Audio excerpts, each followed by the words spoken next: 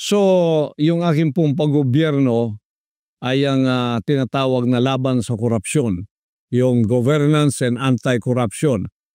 Gagawin ko ang isang pagtatatag ng isang truth commission. Binubuo ito ng mga ordinaryong mamamayan upang imbestigahan ang mga kaso ng korupsyon sa loob ng ahensya ng gobyerno.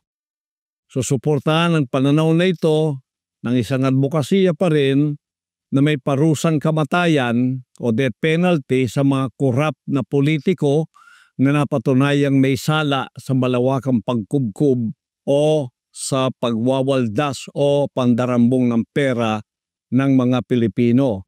Yan po ay advokasya rin ng isa kong kasamahan sa PDP Laban, si Atty. Vic Rodriguez. Pareho po kami riyan. Death penalty at ibinaban niya ang ceiling ng plunder from 50 million naging 1 million na lang po. Kung ako matutupad, kahit po 1,000 lang, kailangan may death penalty na sapagkat ang maliit na pagnanakaw at ang malaking pagnanakaw pareho lang yan sa harap ng Diyos at sa harap ng batas ng tao.